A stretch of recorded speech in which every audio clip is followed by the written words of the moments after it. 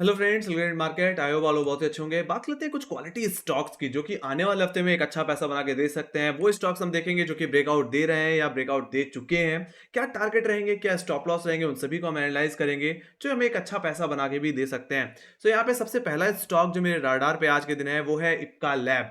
देखा जाए तो स्टॉक कहीं ना कहीं अपने मल्टी ईयर हर्डल जो कि हमें कहीं ना कहीं 2020-2021 के लेवल्स पे देखने को मिल रहे थे, 1300 का लेवल, उसका ब्रेकआउट हमने कहीं ना कहीं इस हफ्ते में आते हुए देखा है। और 1300 के ऊपर बहुत ही कंफर्टेबली यानी कि का लैप्स निकलता हुआ दिख रहा है। तो मेरा मानना है फर्दर क्लोजिंग 1300 के ऊपर अगर ऐसे ही मिलती रही, so we can expect some more upside. So देखा जाए तो जो करंट प्राइस है वो बेहतर है, या यहाँ से हम बाय एंड डिप भी करके चल सकते हैं और करंट लेवल से भी बाय किया जा सकता है। हालांकि जो स्टॉप लॉस मेंटेन करना चाहिए वो कहीं ना कहीं 1200 के लेवल से मेंटेन करना चाहिए, और जो टारगेट हम एक्सपेक्ट करके चल सकते हैं अब, वो कहीं ना कहीं अब यहाँ पे जो एक पोजिशन से अगर शॉर्ट टर्म की अगर वेव से देखा जाए तो स्टॉक कहीं ना कहीं 1550 रुपए से लेकर के 1600 रुपए की तरफ भी अब जाता हुआ दिख सकता है। तो इसका लैप्स पे नजर रखिए। यहाँ पे एक ईयरली हाई का एक एग्जैक्टली ब्रेकआउट करके हमें देखने को मिला है। बाकी जहां तक बात की जाए वॉल्यूम की, then you can see yes कि वॉल्यूम का भी ब्रेकआउट यहाँ पे आपको देखने को मिल रहा है। आरएसआई में भी कहने की हमें इसकी मूविंग एवरेज पे कहने की क्रॉसओवर देखने को मिल रहा है। So everything is looking positive guys. बाकी मूविंग एवरेजेस के भी तौर पे देख लिया जाए तो स्टॉक अपने सारे मूविंग एवरेज के ओवरऑल ऊपर ही ट्रेड कर रहा है। तो इप्का लैब्स को खरीदारी में देखा जा सकता है। बाकी नेक्स्ट स्टॉक में जो मैं आता हूँ, नेक्स्ट स्टॉक जो मुझे पसंद आ रहा है वो है पिटी इंजीनियरिंग। और इस स्टॉक को हम डेली टाइम फ्रेम में ही देखेंगे। तो अगर डेली टाइम फ्रेम में अगर देखा जाए तो स्टॉक हायर है, हायर लोज के फॉर्मेशन बनाता हुआ दिख रहा था। हालांकि यहाँ पे बीच में काफी अच्छी खासी तेजी देखने मिली, तो उसके बाद स्टॉक थोड़ा सा रेस्ट मोड में चला गया। पर देखा जाए तो स्टॉक में वापस कहीं ना कहीं फरवरी मार्च में एक अच्छी स्ट्रेंथ लौट के आती हुई दिख रही थी। अब देखा जाए तो इस हफ्ते में स्टॉक ने जो 800 रुपए का जो हर्डल था, जो कि मार्च फरवरी सीरीज का हाई था, उसका ब्रेकआउट किनकी अब कंफर्म कर दिया। तो मेरा मानना है अब यहाँ से एक फ्रेश स्ट्रेंथ अब यहाँ से स्टार्ट हो सकती है। एंड डेफिनेटली जो टारगेट हम एक्सपेक्ट करके अब चल सकते हैं वो कहीं कि स्टॉक को कहीं 920 से लेकर के 960 की तरफ ले जा सकती है।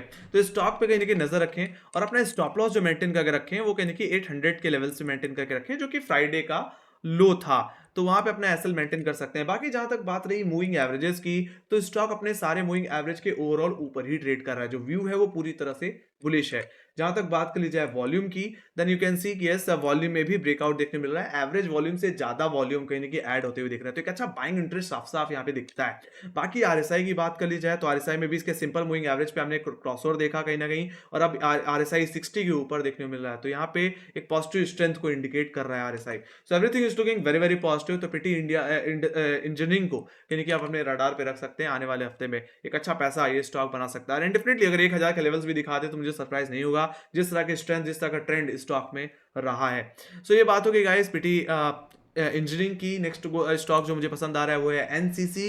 एनसीसी में भी देखा जाए तो जो मार्च सीरीज का हाई था उसका ब्रेकआउट स्टॉक ने अब कंफर्म कर दिया है। हालांकि लेवल क्या था, लेवल था 260 265, उसका ब्रेकआउट कंफर्म हुआ है और क्लोजिंग भी हमें कहीं ना कहीं लेवल्स के ऊपर ही मिली है। और कहीं ना कहीं स्टॉक ने 278 के हाई भी लगा दिए। तो स्टॉक को करंट लेवल से देखा जा सकता है या बाय एंड डिप भी कर सकते हैं।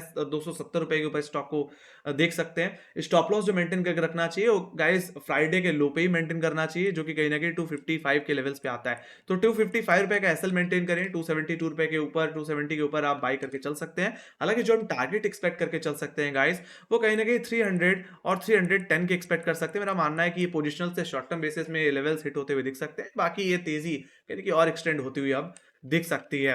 बाकी जहां तक बात करी जाए stop loss sorry moving averages की, तो स्टॉक अपने सारे मूविंग एवरेज के ऊपर ही ट्रेड करता हुआ दिख रहा है। तो व्यू जो ट्रेंड है वो कहीं ना कहीं बुलिश है। जहां तक बात कर ली जाए वॉल्यूम की, तो आप देख सकते हैं पिछले दिनों के कंपेयर में डे ऑन डे बेसिस में कहीं ना कहीं वॉल्यूम में काफी ज्यादा तेजी देखने को मिली है, काफी अच्छी स्ट्रेंथ देखने को मिली है। वॉल्यूम ब्रेकआउट ही ओवरऑल आता हुआ दिख रहा है। So we can expect yes stock 300 310 की तरफ जाता दिख सकता है। डेफिनेटली 350 रुपए के लेवल भी हो सकता है शॉर्ट टर्म में देखने को मिल जाए, जैसा कि स्ट्रेंथ स्टॉक इंडिकेट कर रहा है फिलहाल अभी।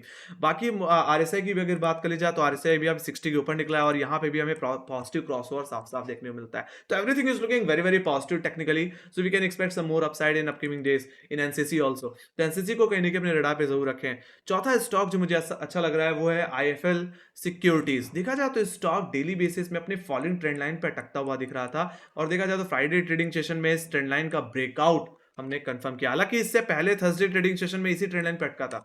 बट जिस तरह की स्ट्रेंथ स्टॉक में लौट के आ रही है, मेरा मानना है यहाँ से एक अच्छा खासा मोमेंटम कहीं न कहीं और देखने को मिल सकता है। एक जो बेयरिश गैप हमने जो देखा था 5 मार्च में, वो गैप सेटल आउट हो सकता है। तो ऐसे सिचुएशन में जो हमारे लिए प्राइमरीली जो टारगेट रहेगा, वो कहीं न कहीं फरवरी मिड फरवरी का जो हमने हाई देखा था 160 162, वहां तक की स्विंग मुझे पोजिशनली देखने को मिल सकती है। बाकी ज्यादा से ज्यादा स्टॉक शॉर्ट टर्म में अपने ऑल टाइम हाइस को वापस कहीं न कहीं रीगेन कर सकता है। एक तरह से इस साल के अगर ऑल टाइम हाइस को देखा जाए तो 180 के लेवल्स हैं, तो वहां तक की तेजी हम ज्यादा से ज्यादा एक्सपेक्ट करके चल सकते हैं फिलहाल। और जो स्टॉप लॉस मैनेज करके चलना चाहिए, वो स्टॉप लॉस कहीं ना कहीं फ्राइडे के लो पे ही मेंटेन करके चलना चाहिए, जो कि 132 का लेवल है।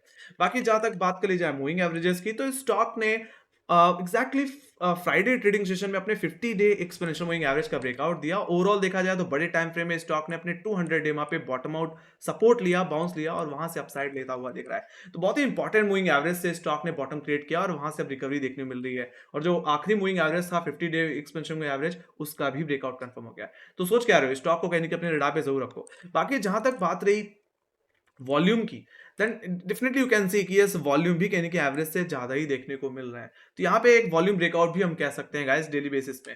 तो ये भी कहने की पॉजिटिव दिख रहा है। एंड डेफिनेटली आरएसआई में भी देखा जाए तो यहाँ पे भी एक पॉजिटिव क्रॉस हुआ है इसके सिंपल मूविंग एवरेज पे, और अब आरएसआई भी अब 60 के ऊपर निकलता हुआ दिख रहा है। तो एक अच्छी स्ट्रेंथ यहाँ पे अब बिल्डअप होती हुई दिख रही है। तो इस स्टॉक को भी अपने रडार पे रखें, है ना। ये भी एक अच्छा, एक पॉजिटिव ट्रेंड में, एक बुलिश ट्रेंड में कहने की आता हुआ दिख रहा है। बाकी जहां तक बात की जाए पांचवें स्टॉक की जो मुझे पसंद आ रहा है, वो है अल कार्गो कहीं ना कहीं टर्मिनल्स। और इस स्टॉक को अगर ध्यान से देखें तो इस स्टॉक में जो प्राइस, जो एक सप्लाई जोन की तरह काम कर रहा था, 56 रुपीज 55 रुपए का भाव, वो लेवल कहीं ना कहीं अब एक डिमांड जोन की तरह काम कर रहा है। इस स्टॉक में देखा जाए तो एक अच्छा बॉटम क्रिएट कर लिया है इस स्टॉक ने।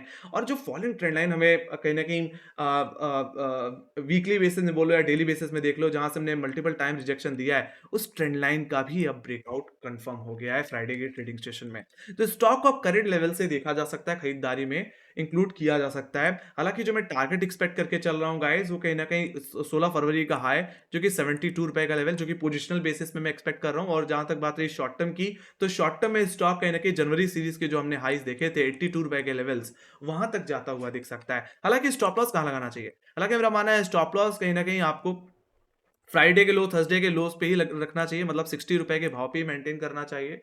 बाकी स्टॉक को 70 टू 82 तक के टारगेट के लिए प्ले करना चाहिए। देखा जाए तो रिस्क रिवॉर्ड काफी बेहतर है इस स्टॉक में। और जहां तक बात की जाए मूविंग एवरेजेस की, तो ये स्टॉक अपने सारे मूविंग एवरेज के ऊपर ही ट्रेड कर रहा है। फ्राइडे ट्रेडिंग सेशन में अपने 50 डेमा पे बॉटम आउट हुआ, सपोर्ट लिया और वहां से रिकवरी देखने को मिली, और पिछले 2 दिन के हाई का भी ब्रेकआउट इसने कंफर्म किया है।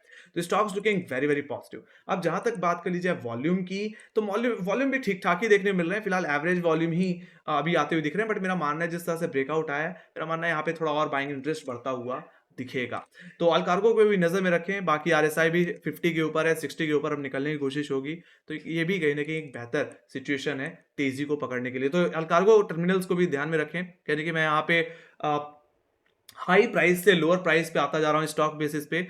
और आई होप कि यहाँ पे हर किसी को कहने की स्टॉक बाय करने का पूरा मौका मिल जाएगा, है ना। क्योंकि कुछ लोग कहते हैं कि बहुत ही एक्सपेंसिव स्टॉक हो जाते हैं हमारे लिए, हम नहीं खरीद पाते। तो कुछ ऐसे स्टॉक्स लो जो ट्रिपल डिजिट में या डबल डिजिट में हो, और राइट, तो वैसे ही स्टॉक्स में लेके आया हूँ आज के दिन। तो अल्कार्गो टर्मिनल्स, आई होप आपको ये लेवल समझ में आ गए होंगे। Let me go to last stock जो मुझे पसंद आ रहा है, वो है जेपी पावर। हालांकि इस स्टॉक मैंने 10 रुपए के भाव पे भी कहने की सजेस्ट किया था, यहाँ पे अपने ओपिनियन दिया था, जहां की यस, इस स्टॉक ने एक अच्छा बॉटम क्रिएट कर लिया और अब 10 रुपए के ऊपर निकलेगा तो एक अच्छी तेजी देखने मिलेगी। और देखा जाए तो 10 रुपए वाला स्टॉक कहने की 30 रुपए हो गया। एक तरह से देखा जाए तो पैसे डबल हो गए इस स्टॉक में, है ना, पिछले 3-4 महीनों में। सो मेरा मानना है स्टॉक वापस एक पॉजिटिव स्ट्रेंथ में लौटता हुआ दिख रहा है। वो लेवल जो पहले एक सप्लाई जोन की तरह काम कर रहा था, 14 रुपए का भाव, अब उन लेवल्स पे सपोर्ट लेता हुआ दिख रहा है, बॉटम क्रिएट करता हुआ दिख रहा है। एक तरह से वो जोन अब एक डिमांड जोन की तरह काम करेगा। सो मेरा मानना है स्टॉक को बाई साइड पे रखा जा सकता है, करंट लेवल्स पे भी स्टॉक को देखा जा सकता है। बाकी जहां तक बात रही स्टॉप लॉस की, तो स्टॉप लॉस एक्जैक्टली 14 रुपए, 14.5 रुपए के भाव पे रखना चाहिए। 14 रुपीज 50 पैसे का एसएल मेंटेन करना चाहिए। और जो नियर टर्म जो टारगेट हम एक्सपेक्ट कर सकते हैं गाइस, वो 12 फरवरी का है, जो कि 24 रुपए का लेवल है। बाकी कहने की स्टॉक मेरा मानना है शॉर्ट टर्म में यानी कि 35 रुपीज़ 40 रुपए के लेवल्स भी दिखाता हुआ दिख सकता है। एक तरह से बोलूँ तो ये एक इन्वेस्टमेंट स्टॉक की तरह काम कर सकता है। जिस तरह से एनर्जी पावर सेक्टर में यानी कि जिस तरह से डिमांड साल दर साल बढ़ती जा रही है, उस हिसाब से मेरा मानना है जयप्रकाश पावर में भी काफ़ी अच्छा खासा मोमेंटम देखने को मिलने वाला है। तो स्टॉक को नज़र में रखें। बाकी जहाँ तक बात रही मूविंग एवरेजेस की, तो स्टॉक अपने सारे मूविंग एवरेज के ऊपर ही ट्रेड करता हुआ दिख रहा है। जहाँ तक बात की जाए वॉल्यूम की, तो वॉल्यूम में भी आप देख पाओगे कि एक ब्रेकआउट आता हुआ दिख रहा है। बाकी आरएसआई की बात करें तो आरएसआई भी अब 60 के ऊपर दिख रहा है, जो कि एक पॉजिटिव स्ट्रेंथ को इंडिकेट कर रहा है, एक बुलिश ट्रेंड को कहीं न कहीं इंडिकेट करता हुआ दिख रहा है। तो इस स्टॉक को भी अपने रडार पे आप रख सकते हैं। तो ये कुछ क्वालिटी स्टॉक्स थे जो कि आने वाले हफ्ते में पोजिशनल बेसिस पे या शॉर्ट टर्म बेसिस में आपको एक अच्छा पैसा बना के दे सकते हैं। ऑलराइट, सो आई होप आपको मेरी एनालिसिस पसंद आएगी। तो make sure guys like share subscribe जरूर दबा दो। अगर आपके कोई क्वेश्चन है या कोई फीडबैक है या सजेशन है, तो वो आप हमें कमेंट सेक्शन में लिख के आप बता सकते हैं। ऑलराइट, बाकी हमें फॉलो कर सकते हैं इंस्टाग्राम, ट्विटर, फेसबुक और टेलीग्राम पे, जहाँ पे मार्केट से रिलेटेड अपडेट्स हम देते ही रहते हैं, चाहे यूएस बेस्ड हो चाहे वो डोमेस्टिक बेस्ड हो। सारी न्यूज़ेस आपको मिलती रहती हैं, खासकर ट्विटर और टेलीग्राम पे। ऑलराइट, बाकी हम शॉर्ट्स वीडियो और रील्स के थ्रू यानी कि जो क्वालिटी स्टॉक, जो ब्रेकआउट स्टॉक हमें मिलते हैं, वो भी हम अपडेट करते रहते हैं। हमारे यूट्यूब चैनल को और इंस्टाग्राम को फॉलो जरूर कर लीजिएगा। ऑलराइट, तो इसी के साथ thank you very much for watching. Bye bye guys, see you next video, take care guys, love you, bye bye.